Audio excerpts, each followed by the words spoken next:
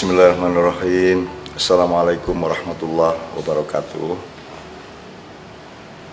Dulur-dulur semua, saya diamanati untuk mengungkapkan hal-hal yang menyangkut kesehatan hidup kita. Itu tidak berarti saya adalah yang paling sehat di antara kita semua. Alhamdulillah Allah selalu sayang dan memelihara, merawat kesehatan saya sampai umur 64 sekarang. Alhamdulillah. Tapi tidak berarti sayalah yang paling pantas untuk ngomong apa-apa tentang kesehatan. Karena mungkin saja orang yang paling tahu kesehatan adalah orang yang sakit. Jadi tolong yang penting apa yang diungkapkan, tidak usah dipertimbangkan apakah saya sehat atau sakit. Ini amanat saya jalankan supaya saya tidak ngomong ngawur dan melebar-lebar. Saya bikin catatan sebanyak 11 poin mengenai kesehatan sejauh yang saya ingat ketika menulis ini. Pertama, hidup sehat atau kesehatan hidup itu merupakan gabungan antara kesehatan jiwa, kesehatan badan, dan kesehatan hubungan manusia dengan Tuhan. Gabungan itu artinya dia bersifat dialektis, terkait satu sama lain, serta bersifat komprehensif atau dia saling mendukung satu sama lain di antara unsur-unsur badan atau jasad dengan jiwa atau rohani, dengan posisi hubungan manusia atau makhluk apapun siapapun dengan Tuhan. Itu prinsip dasarnya. Tuhan adalah yang bikin manusia, yang bikin rohani dan jasadnya, serta memberi ketetapan tentang suatu sistem kehidupan yang hasilnya adalah hidup sehat. Oleh karena itu, ketergantungan makhluk untuk sehat atau tidak sehat itu nomor satu adalah pada yang menciptakannya, yaitu Allah SWT. Kedua, oleh karena prinsip dasar seperti itu, maka kesehatan jasad tidak bisa berdiri atau bekerja sendiri. Ia berposisi saling tergantung dengan kesehatan jiwa atau rohani, serta dengan sehatnya hubungan manusia dengan Tuhan dari hari ke hari. Kita tahu ilmu kesehatan modern sangat rajin meneliti dengan seksama hal-hal yang menyangkut kesehatan jasad. Ada juga sedikit ditemukan kaitannya dengan kesehatan psikologi atau psikis, tetapi tidak sampai pada spektrum kesehatan rohani, di mana Tuhan disadari sebagai pangkal ujung sehat dan sakitnya semua makhluk, termasuk kita semua. Khusus untuk mengenali posisi Tuhan, Tuhan itu memiliki hak mutlak atas sehat atau sakitnya apa saja yang Ia ciptakan. Tuhan tidak berpihak kepada sehatnya manusia berdasarkan konsep manusia tentang sehat. Sehat dan sakit menurut Tuhan berbeda atau sangat berbeda, atau bahkan bisa sangat terbalik dibanding sehat dan sakit menurut ilmu kita, menurut keperluan dan kepentingan manusia. Kesehatan di mata Tuhan adalah keberadaan manusia di dalam kepatuhannya kepada kehendaknya. Maka pemahaman atas kesehatan manusia bisa terbalik dari konsep kesehatan menurut Tuhan. Keempat, ada kemungkinan-kemungkinan yang mungkin tidak terbatas jumlahnya. Tuhan bisa memberi sakit kepada manusia, tapi fungsinya adalah penyehatan jiwa. Tuhan memberi sakit atau penyakit kepada manusia, maksud atau posisinya bisa saja sebagai ujian, atau pendidikan, atau peringatan, atau mungkin hukuman. Sebaliknya, Tuhan memberi sehat kepada manusia juga bisa merupakan ujian, pendidikan, peringatan, atau hukuman. Jadi sehat dan sakit menurut kita ternyata bisa sangat terbalik dengan sehat dan sakit menurut Tuhan. Tergantung kita bisa menemukan enggak latar belakang kenapa Tuhan bikin kita sakit, kenapa Tuhan bikin kita sehat. Sakitnya manusia bisa membuatnya bersikap rendah hati dan sadar ketergantungannya kepada Tuhan. Sementara sehatnya manusia bisa merupakan semacam adab bagi manusia yang membuatnya sombong dan tergelincir hidupnya, serta kelak tiba di Tuhan tidak dalam posisi yang seperti Tuhan menghendakinya ketika Tuhan menciptakan kita semua. Kelima, demikian juga konsep Tuhan tentang hidup dan matinya manusia tidak sama dengan pemahaman kita, dengan pemahaman manusia. Banyak kita alami bahwa sakit berlanjut ke kematian, tapi juga bisa kematian terjadi tanpa sakit sebagai sebab musababnya. Di dalam konsep Tuhan, hidup dan mati bisa berkait, bisa juga tidak berkait, terserah Tuhan. Tuhan menghidupkan dan Tuhan mematikan hanya terkait dengan kehendaknya itu sendiri. Tidak harus berhubungan dengan sakit atau tidak sakit. Hidup dengan selalu menjaga kesehatan tidak harus diartikan supaya awet hidup dan tidak cepat mati. Yang paling murni dan masuk akal adalah menjaga kesehatan karena kesetiaan kepada Tuhan yang menitipkan jasad dan ruh ini kepada manusia dan kita semua. Keenam, manusia mencari dan menemukan amat sedikit dari ilmu kesehatan yang Tuhan maha menguasai keseluruhannya. Manusia wajib berikhtiar merawat kesehatannya, tetapi hakikinya Allah yang mengambil keputusan tentang sehat tidaknya manusia. Manusia wajib menjalani hidup yang sehat, tetapi Tuhan berhak menentukan orang yang merawat kesehatannya diambil nyawanya terlebih dulu dibanding orang yang berlaku seenaknya terhadap kesehatan hidupnya. Itu terserah Tuhan. Dan kita sebaiknya tidak usah membantah dan mengabdi dan ikut saja kepada Tuhan. Untuk itu tidak ada salahnya, tidak ada gunanya menyalahkan Tuhan dengan keputusannya yang dari sudut kepentingan kita seolah-olah semena-mena dan diktator itu.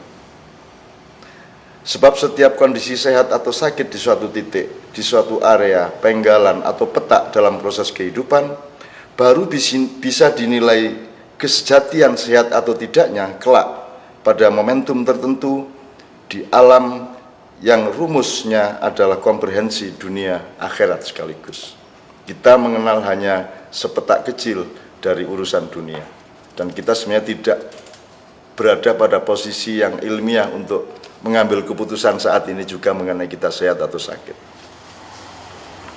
Itulah sebabnya manusia tetap memerlukan iman, takwa, dan tawakal kepada Tuhan dalam keadaan sakit maupun sehat. Semua kondisi, ilmu, dan pemahaman tentang kesehatan atau apapun saja selalu dimasukkan ke dalam spektrum iman, takwa, dan tawakal. Kalau mau gampangnya ya sehat ya monggo, sakit ya monggo, asal tetap berada di dalam iman, takwa, dan tawakal. Ukurannya itu. Nomor 7, manusia meneliti sakit dan sehat, kemudian berikhtiar mengobati, tetapi manusia tidak mampu berposisi untuk menyembuhkan. Manusia menanam benih, Tuhan yang menyemaikan. Manusia berjuang, Tuhan yang menentukan pencapaian atau kegagalan. Tuhan bisa berlaku sesuai dengan rumus kesehatan manusia, misalnya menyembuhkan orang yang sakit yang diobati oleh manusia. Tapi juga Tuhan berhak melakukan berbagai variasi perilaku yang lain. Ia bisa tidak menyembuhkan orang yang diobati atau menyembuhkan orang yang tidak diobati. Tuhan bisa mengabulkan kesembuhan seseorang berdasarkan pengetahuan kedokteran dan farmasi, bisa juga tidak menyembuhkannya, atau malah menyembuhkan dengan obat dan sebab yang lain sama sekali, atau bahkan ditentang oleh kedokteran dan farmasi.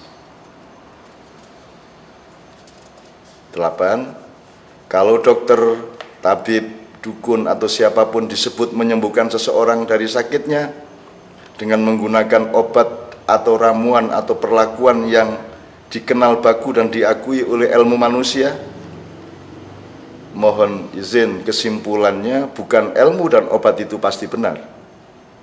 Kesimpulan yang lebih waspada adalah Tuhan mengabulkan kesembuhan melalui apa yang diyakini dan dipergunakan oleh dokter atau tabib dan dukun itu. Sementara di saat yang lain Tuhan bisa tidak mengabulkannya, atau justru memberi manusia pengalaman di mana seseorang menjadi sembuh tidak berdasarkan ilmunya manusia tentang kesehatan dan pengobatan, melainkan ilmu yang tidak dikenal oleh manusia sama sekali. 9. Seseorang yang dekat dengan Tuhan mengeluh, "Ya Allah, sembuhkan perutku." Tuhan menjawab, "Baiklah, ambil daun itu dan makanlah." Belum sampai ia memakan daun itu, perutnya sembuh. Kemudian ketika perutnya sakit lagi, orang itu langsung mengambil daun itu. Ternyata perutnya tidak sembuh-sembuh meskipun sudah sekian lembar daun telah ia makan. Orang itu memprotes, "Ya Allah, ketika aku sakit perut, Engkau memerintahkanku untuk menyembuhkan pakai daun itu. Kenapa kali ini tidak sembuh perutku?" Tuhan menjawab, "Waktu sakit yang pertama engkau mengeluh dan minta tolong kepadaku. Tapi yang kedua engkau tidak minta tolong kepadaku, melainkan langsung mengambil daun itu. Maka perutmu tetap sakit, karena daun dan apapun tidak bisa menyembuhkan sakit perut. Dan sakit apapun yang bisa menyembuhkan dan yang berkehendak menyembuhkan adalah kemauan dan kasih sayangku." 10. Oleh karena itu syarat kesehatan hidupnya manusia ada 2 yang sebaiknya kita pilih, meskipun kita bisa saja dibiarkan oleh Tuhan tetap sehat tanpa memilih keduanya. Pertama, memastikan secara permanen dan simultan pemfokusan hati kita kepada Tuhan.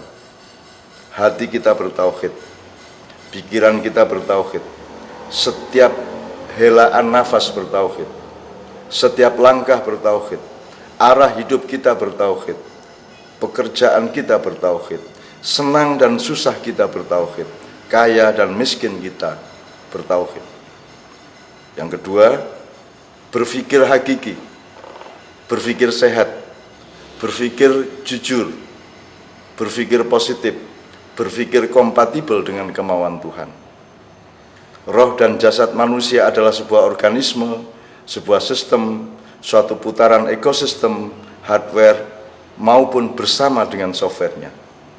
Setiap ketidakjujuran rohani, ketidakjujuran hati dan pikiran akan mengubah manajemen ekosistemik di dalam hidup kita, sehingga potensial untuk menjadi destruksi, dismanajemen, kekacauan, dekonstruksi, atau kekacauan atau kerusakan susunan-susunan kerjasama di dalam roh, saraf, dan jiwa kita, termasuk semua unsur jasad-jasad kita, sehingga produknya adalah sakit. 11. Maka hidup yang paling potensial untuk sehat adalah menghormati dan patuh kepada hakikinya kehendak Tuhan. Kemudian membuka diri pada setiap kemungkinan pada ilmu manusia yang menyangkut sehat dan sakit. Tidak ada ukuran ilmu kesehatan modern atau tradisional. Tidak ada acuan ini dokter atau dukun atau tabib, atau mungkin orang biasa yang dianggap tidak expert dalam kesehatan. Ukuran yang sejati dan yang lebih dekat kepada kesehatan hanyalah kejujuran ilmu kesehatan di tangan atau di pihak siapapun, serta sadar ketergantungan kepada kehendak Allah. Dari Allah kita hindari amarahnya, dan kita upayakan dekat kepada kasih sayangnya. Ini sudah ditulis dan bisa diperbanyak, tidak harus difahami sekarang, tapi mudah-mudahan setiap yang kita dengarkan bisa menjadi benih yang tertanam, sehingga dia akan ditumbuhkan oleh Tuhan, bersemai, berdaun, berbatang, kemudian muncullah buah-buah kesehatan di dalam hidup kita masing-masing, dan semuanya entah dalam waktu berapa lama, terserah Allah SWT. Assalamualaikum warahmatullahi wabarakatuh.